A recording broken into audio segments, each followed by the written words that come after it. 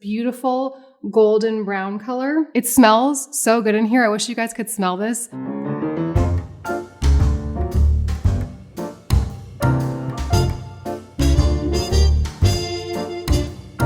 Welcome back to Elizabeth Eats. I'm Elizabeth, and it is Christmas cookie week. We are making 3 types of Christmas cookies this week. We've already done chocolate crackle cookies. I'll put the links to everything in the description below. Today we're making an almond flour cookie. This is an almond flour shortbread cookie. It is very easy to make. You can make it with just 4 ingredients. This one is a little bit of a healthy alternative to a cookie. So we're using almond flour, which is lower in carbohydrates. It's naturally gluten-free. And these cookies are actually quite small. They're just meant to be like a little bite of something at the end of the day. I am going to put red and green sprinkles on them. I normally do not use food coloring. I'm a health coach, but like I've said so many times, I believe in the 80-20 lifestyle. 20% of the time, it's okay to indulge. Make a Christmas cookie, do your thing. And let me just say, my family celebrates Christmas. Whatever holiday your family celebrates, I hope that you will love these cookies as part of your holiday traditions. So this is so simple, like I said. We're going to start, we need to preheat the oven to 350 degrees Fahrenheit and grab a cookie sheet and either parchment paper or a silicone baking sheet. Don't use wax paper. Wax paper melts wax into your food. So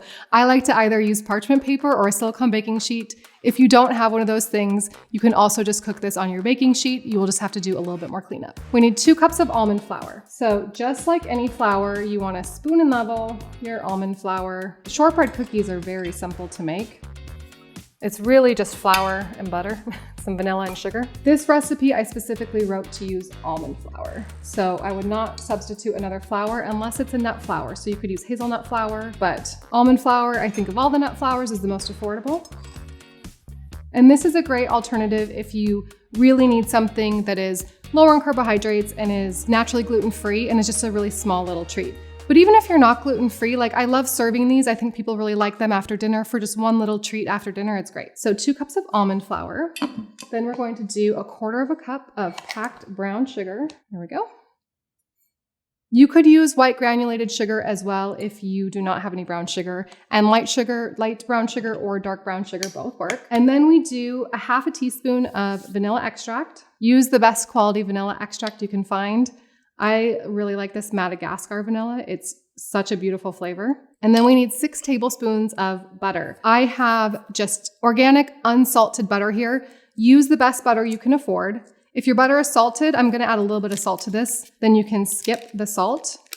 You always add salt to desserts and sweet recipes because the salt actually enhances the sweet flavor of the sugar in a recipe like this. So this is actually 8 tablespoons. I'm gonna cut off 2 tablespoons. That can go on the kids' toast tomorrow morning. 6 tablespoons right in. Okay, this is it. And then just a pinch of salt. If you want an exact measurement, do 1/8 teaspoon. I like a little bit of salt in my cookies because it really enhances the sugar, but if that's not for you, no problem. All right, now we're just gonna mix this together. You don't need to let this dough sit in the refrigerator for 2 hours because almond flour is already saturated in fat from the natural fat from the almonds. When you're using an all-purpose flour and you mix butter into it, you really wanna let that sit in the refrigerator for 2 hours to let the butter saturate the flour. But this recipe is so easy, you can just bake it right away.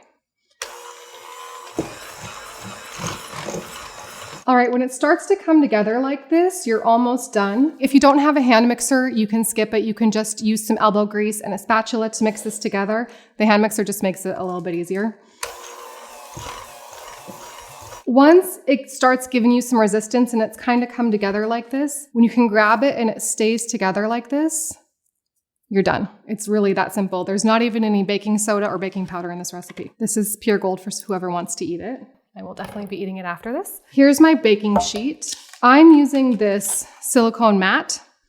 They're washable, they're heat safe up to 500 degrees, and you're never going to bake a cookie higher than 350, maybe 375. So these are great for cookies. I'm going to use 1 tablespoon cookie scoop. If you don't have one of these, you can just eyeball it, of course. So get your cookie in there, roll it. Here's the option that you have. You can just flatten it a little bit. This is gonna be a great cookie. I love that. But you can also get these little cookie, oh no, I've got butter all over my hands.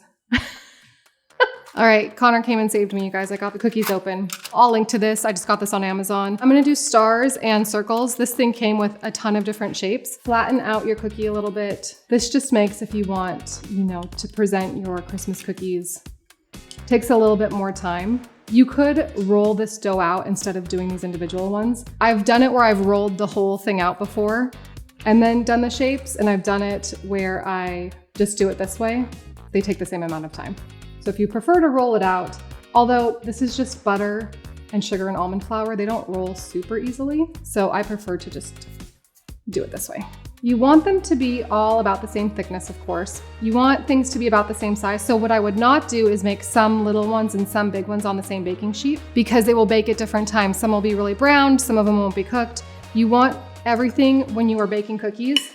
That's why one of these scoops is actually pretty handy if you're somebody who wants to get into baking cookies. Having a scoop to make everything about the same size, if you're not using these cookie cutters, is a good idea. But regardless, whether you're making big cookies or little cookies, you want them to be as much the same size as you can get them.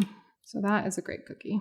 We're doing our almond flour cookies, and then the next video is going to be our Christmas M&M cookies, and I'm going to show you the tips and tricks to make them beautiful and to freeze some of them for later. Now, truth be told, shortbread cookies do not spread very much, so I could fit more cookies on this baking sheet, but I'm good to go with this. Now for the fun part. You can totally skip this if you want to. I'm going to do some red and green and white sprinkles to make these extra festive. Again, you can do anything you want. I've tried just one color on some. I like actually both colors with the white sprinkles on all of them. If you're gonna do sprinkles, you wanna do before you bake, because they'll fall off if you try and do it after you bake. They kind of bake into the cookie if you do it this way. If you don't wanna do sprinkles, another option is a teaspoon to a tablespoon, depending on how deep you want the flavor, of fresh orange zest or lemon zest. You would mix that into the cookies instead of putting it on top, and then the white ones. This is like a fun little one-bite cookie for the holidays. All right. Into the oven for 8 to 10 minutes. All ovens are different. I've got mine preheated to 350 degrees. Check them at 8. They're probably gonna be done around 10. Maybe depending on your oven, it can take up to 12 minutes.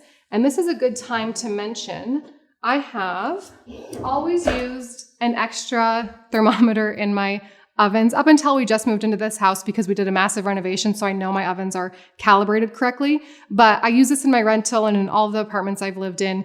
Ovens, the way they work when you preheat to like 350, for example, it swings up to 375 and then down to 325, and it kind of swings back and forth.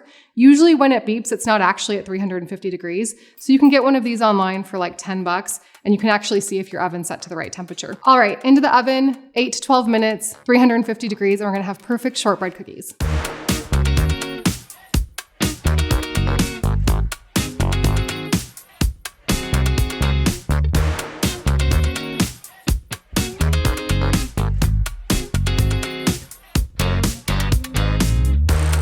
All right, our almond flour shortbread cookies are done. Now these are delicate when they first come out of the oven. You wanna let them cool on the baking sheet for 5 to 10 minutes, probably even 15 minutes. It's really hard to wait, I know, when you get cookies out of the oven to wait, but they're very delicate and they'll fall apart if you start to try to touch them or get them off the cookie sheet now. So let them cool down a little bit. But this is what you're looking for, just around the edges. This beautiful golden brown color is absolutely perfect. These have cooled just a little bit, and you can see this kind of golden brown color on the bottom of the cookies. It smells so good in here. I wish you guys could smell this. Butter and sugar and vanilla extract together smell heavenly. So I'll just put these on this little plate. These have cooled down, of course. Make sure that you're careful and you don't burn yourself. This is such a cute little holiday treat. Again, it's a lower carb version. There is some sugar in it. It's a cookie. It's meant to be a cookie, but it's a great little treat to put out if you like the shortbread cookies. I love these. So this is exactly what you're looking for, this perfect golden brown bottom. Again, all ovens are different. It might take 8 minutes if you have a really efficient oven, up to 12 or 13 minutes,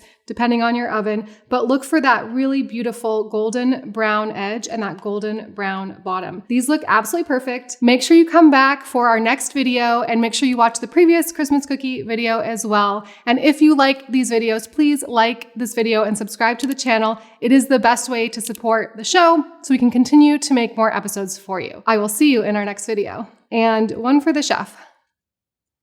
It's seriously perfect. This does not even taste gluten-free. It tastes like a shortbread cookie. I don't even want to share these. Perfect.